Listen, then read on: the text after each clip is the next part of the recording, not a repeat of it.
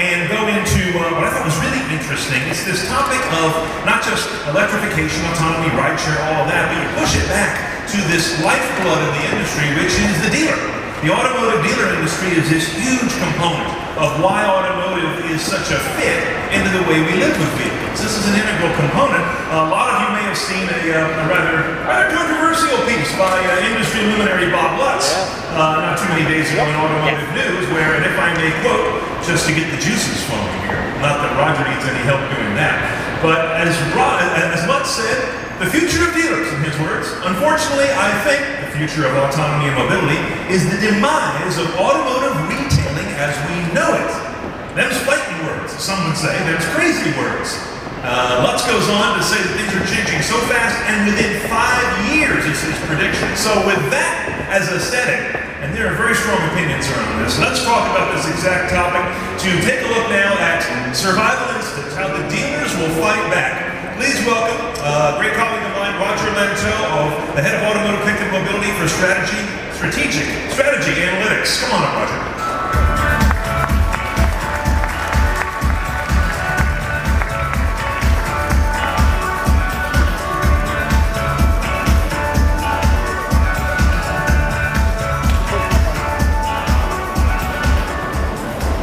Finally, the comfy chair. Okay. I'm sure every moderator tells you they have the best panel, but I'm here to tell you I have the best panel of the entire day today. These are some, this is a power panel of heavy hitters in automotive retail. And the heavy hitting is not only from their heritage, but from their insights as to what's going to happen to the dealer and what is happening to the dealer. I just want to set the stage a little bit, although Brian's done a very good job of doing that. We have millennials buying fewer cars or choosing not to own cars at all. Municipalities are discouraging vehicle usage, particularly in some European cities, reducing available parking, raising fees, raising tolls. The general unpleasantness of car buying, leasing, insuring, owning, driving, etc. It reminds me of my friend Andrew Poliak at Panasonic, who has a Twitter feed called Autopocalypse, but now Andrew's had that Twitter feed for about 8 years, so we still don't have an Autopocalypse. And the Automotive News was telling us today that we're going to move about 17 million cars, I think, in the industry this year. So not exactly an apocalypse. We're selling a lot of cars. Dealers are playing a critical role here, but things are changing. I'm going to let the panelists introduce themselves, and then we'll dig in. So please, Georg, introduce yourself and the nature of your perspective for this discussion. Thank you, Roger, ladies and gentlemen, and co-panel speakers. It's a pleasure for me to be with you here today. I have attended, it felt like a couple of hundred motor shows around the globe in my 35 years in the car industry.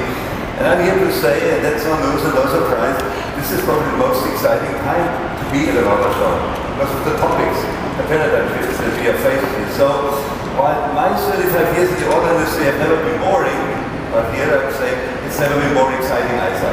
Because the past 25 years were more or less about more cars, safer cars, better cars, cooler design, crossovers, more SUVs, etc. They globalized the business. I mean, the auto industry has done a fantastic job of realizing the dream of personal mobility for 1.3 billion people. So what's your point of intersection with the dealer channel? The dealer, I take a little bit of offense to the dealer fighting back. I don't see the dealer having to fight back. Why should the dealer fight back? I would encourage the dealers to become a part of the digital revolution that we are in. And then, I would not agree with Bob Lutz. There is no need to be afraid of the future of the dealer. If they open up and realize the future is more digital at the point of sale with the consumer. So, Don, please introduce yourself, and I think that you have an interesting perspective on this topic because, as we were discussing before we came up here, some dealers are a little bit concerned and facing an existential question. Should I get out of this business? Should I double down? Please introduce yourself and your perspective. I'm Don Flood, and I'm an automobile dealer primarily in North Carolina, Virginia. Been in business for about 40 years and have 36 dealerships. And I want to say that I love Bob Lutz. He's a great friend, and I love his shock effect because actually what he's saying has some truth to it, and that is if you keep doing it the way we have been doing it, you won't have a future. What I would suggest is that right now we really are in a cataclysmic change in our business, and I see three primary trends that we've got to deal with, either adapt or embrace, or we'll be in trouble. The first is the complete digitization of our business. I think George is exactly right. In fact, I would even say more strongly than this. I would say that we have to become as efficient as Amazon in this model. And what that means for me is that the transaction should not take more than 5 minutes. If it takes more than 5 minutes, we're not in the right kind of business anymore, and we need to bring technology to our space to be able to do that. So are you delivering that today, 5 minutes? So we can't, because we don't have technology partners that fully allow it. We put all the processes in place to be able to do that. Our prices are all fully transparent online. We have an appraisal process that's about 5 minutes long now, and finance process is about 15. But we think we can take that down almost to real time. Has anybody here bought a car in 5 minutes? I didn't think nobody is. Oh, really? okay. Although George knows to do that. George is doing that right now. And I'll tell you, that's the first movement, but that's only the first step. Because what that means is we'll finally be able to have technology driving processes in our business. Previously, we just had people changing business. And what that will do, I think, is allow us to move to what I would call optimization, personalization of our business. Which means that we'll be able to bring the right car at the right time for the person using artificial intelligence and predictive analytics using connectivity in the car. We're going to need all that because the amount of gross profits is going to diminish per person, per vehicle, per man in our business. So customer retention in the United States for retailers is about 45 to 47%. We need to move that to 60, 70, 80%. There's a chance for us to do that, but we have to reimagine ourselves. And the last thing I expect to happen is to see a decoupling between usage and ownership. You might think about that as a star exploding with a lot of alternatives in the marketplace. But we envision people taking cars, keeping them for switching and flipping out in terms of what happens with shared ownership, subscription model. We're doing that in our company now. We've been doing it for a year. And we also see folks wanting to access specific cars for specific points in time. There's a lot of models in the side of that. And once we begin to imagine ourselves like that, we'll move from being just car dealers or retailers to integrated transportation service providers. We'll be hubs that offer a completely different point of view. And yes, Bob Butts is right. If I keep doing like I've been doing, I don't have a future. But if I can move towards that model, we really will have a meaningful future. But please clarify, because I think you've interacted with a lot of dealers across the country, that there is a severe level of trepidation about the idea of people not owning cars. Did you say people aren't going to own cars, Don? I'll say in each one of those areas there's lots of trepidation. There's great trepidation about what will happen if I go digital. I'll lose control of the entire process. There's a great concern about that. But once you get tested and learn, you can live with that. You can manage that. But in terms of ownership, look, we're already doing that for leasing. You don't own the car when you lease the car. It's just a more imaginative use of that. In particular, it allows us to connect customers to the passion of the car again. You know, think about this in our world today. There are great cars in every segment. When I started out this business, there was 1 or 2 good cars in every segment. Today, it's extraordinary that people don't have access to those cars. I get to buy, our business is the only business that sub-optimizes the product. So I'd love to have an SUV in the wintertime, a convertible in the summertime. We don't need our clothes. We wear the right clothes for the right occasion. But with cars, what we do, we buy one car and have to stick with it. So our belief is that we're going to have to figure out how to have people have access to cars so that they can have access to all the really cool cars that Audi creates today instead of just buying one car along the way. And along the way with that, the finance industry is going to change because the banks make a lot of money in this space. They're going to have to partner and think about this in a new way as well. So there'll be all new models emerging. And frankly, George's model is really at the forefront about being able to do that. Audi's a great partner of 3 Audi dealerships, and Audi is really doing a great job thinking about the future as relates to new values. You might call it values as a service, what that looks like, and how we're going to participate in all that together. I can't wait to work with a dealer partner like Don. So Reinhard, you have an extremely interesting background for this panel. First of all, you're our sole OEM representative too. So you're speaking for the entire OEM community. Yeah. I believe you have had a history on the manufacturing side with the Spartanburg plant for BMW. Ran a dealership yourself. Please introduce yourself and your perspective on this topic. My name is Reinhard Fischer. I'm the VP Strategy for Audi of America and the Chief Digital Officer. And 15 years with Audi now, before that with another Bavarian manufacturer. In between, I ran a car dealership myself, so I got to know the world from both sides.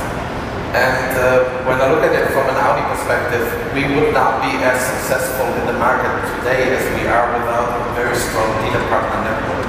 And we have recognized this very long ago and have started really building a very close relationship with partners like Dawn and all our other dealers and investing together into the future. And for me, that's going to be even stronger going into the future. So if you approach this topic, digitalization, electrification, to say, I don't need a dealer network anymore, in my eyes, that's the biggest mistake that you can make. You have to reach out and you have to build a partnership, because what digitalization does, it changes the relationship between the manufacturer, the dealer, and the customer. Because we really need to start putting the customer into the middle and saying what the customer wants, when he wants it, where he wants it. That's the starting point. And the dealers, in my eyes, plays a major role in making that happen and delivering customer service. They become the best product experts and explaining to the customer all that autonomous driving and digital apps is going to work. And they will be there to take care of the customer when something goes wrong, or when they have a question, when they want to change their habits, when they want to change their car. That's what you need a dealer network for. So Audi is in a unique position to use digitalization or digitalization to give the dealer tools to modify their business and create closer customer relationships. I want you to expand on that a little bit, because I think historically there's been somewhat of an antagonistic relationship between the car companies and the dealers. Is there an opportunity here to fix that? And maybe if you could just speak about how Audi may be doing that. Absolutely. So if we continue the discussion, who owns the customer? Is it the dealer, is it the manufacturer? We're missing the central point. The customer owns us. So it's the other way around. And in my eyes, and I wish we had all dealers like Tom. That would be fantastic. But the dealer network is very good, and we're working very closely with them and changing that relationship. Because the connected car will give us as the OEM, insights into what the customer is doing with the car. That if we don't share this with our dealers and we don't work together as a partner, we might send exactly the wrong messages. So I'm observing from the driving behavior that whatever, maybe there's a problem with the car, we need to pull the customer in and send him a message about that, and Don wants to talk to him about the same day about buying a new car. The customer's going to be confused. So we need to align our messages, and the partnership is even more important than anything. And I think if you go into that process with the dealer network and telling them up front, we are investing heavily in digitalization not to replace you, but to empower you. You build the trust that you need for us to work together. But I understand from reading the stories in automotive news about silver car and dealerware that this is not an easy proposition. This is a dealer-by-dealer exercise, each dealer having a different thought process, right? This is going digital is hard. Absolutely, and that's a fight one by one, or a discussion one by one. But that's why we have an organization that its only job is to go out and deal with the dealers and explain to them what we're doing. And why does it make sense that Audi invested into a rental car company and that this is not a competition? Because when dealers talk to me about them, I tell them this is the best test drive program we ever did. We have about 1,500 customers right now who are test driving an Audi every day. And then when they drove the car and they bring it back, because we own silver car now, we send them a follow-up and say, hey, you experienced a fantastic product, how about you come in and test drive the one that you like? So it's positioning, it's transparency, it's trust between the manufacturer and the dealer network, that we don't do this behind their back, but we do it together. Now there's a little bit of an elephant in the room that I want to get each of your perspectives on before we run out of time, and that is the idea of the subscription car. So, Georg, you have some thoughts on this. What's your perspective on this subscription model, one price that covers everything, hopefully makes it easier to close a deal and make it more a flexible ownership experience? Yeah, I think that's what we are moving towards, flexible ownership. Let's face it, let's just take a look at the US used car market. There's 38 million cars, revenues of 740 million. 60% of those are financed with a loan 60 or 72 months. I mean, that is at best antiquated, or to say out of the dark ages. There's no flexibility. So the point is, in today's time and age, when, particularly for the millennials, but not only, they hate commitment. That's a reality. I mean, a 2-year commitment on a cell phone is way too long. So flexible ownership, we believe that fair is the way to go, and an improvement that goes along with it hand in hand in the entire process. Those are the greatest pain points. And are customers ready for this? How are customers reacting to this? Because like everything at the dealership, things need to be explained. But honestly, customers initially, they are in disbelief before they realize, yes, fair is a combination of the flexibility of a rental and the low monthly payment of a lease. And in the space between a rental and the flexibility, that you pay a huge amount of money for a couple of weeks or months or so, and the commitment, this is a 60, 72 months loan or a 4-year lease, there is nothing. And fair offers the customer flexibility to the But the lease is a dirty word. It is the lease. With the commitment that a lease implies. Are what they are. They have served a wonderful purpose in the US auto space for the manufacturers, for the sales company, for the dealers, bringing the monthly payment down, more car for the same payment, or same car with a lower payment. To get out of an existing lease, if anybody has ever tried it, I would say yes, it was a nightmare. And it is. It's almost an insult to the modern day consumer. That it is almost impossible to get out of an existing lease. So flexible ownership is definitely the way to go. At least inexpensively, yes. I have gotten out of a few, but it cost me a pretty penny. Well, at fair, flexible ownership means affordable. I mean, on the new car side, subscription-based model, I wish everybody luck on the OEM side, but I believe, I've been talking about this 20 years ago, with Mercedes at the time, a cabriolet for the summer and an SUV for the winter. On the new car side, it works only with massive subvention by the OEM, or exorbitantly high cost. Yeah. But that's why fair is starting out of the gate in the used car sector, because that's a really point where the chunk of severity of depreciation is already absorbed, and then you can bring the monthly payment down to an affordable, reasonable, fair level. Well, it's like Don's talking about the right car for the right woman. I mean, my son and his girlfriend finally moved out of the basement. Now we've got a big 2-story house, just my wife and I.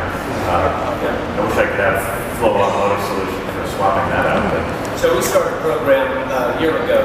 We started with 100 customers where they did a 1-year subscription model with us. I mean, a 1-month subscription model with us. That's all they commit to.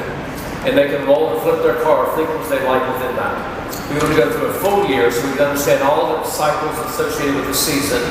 We also have to recognize, could we actually do this? Do we understand what people want to drive, if they can really drive what they wanted to drive? What about the insurance piece? And then we also went out and negotiated for a year and a half and found an insurance piece that covers the customer in every kind of car they're in. So, and last year we had to find out, can we manage depreciation through an entire cycle? So we've been through a year, the 100 customers that test base, we're about to expand that now to 200. Take me through a car swap at Flow Automotive. What's involved? So this program is called Drive Flow, and you just go online, and you can use an app, get in, you put a $250 deposit, and you put in 1 month, you're out driving your car. We'll bring the car to you, it's all concierge. We bring the car and pick up your car. You can switch cars with vehicles you would like within a pool of cars we have. We have 2 different levels of cars. One we'll call $65,000 retail, one about $47,000 retail. And it's one payment, all the prices put inside of it, including property tax and your insurance. You can drop your insurance in the bottom.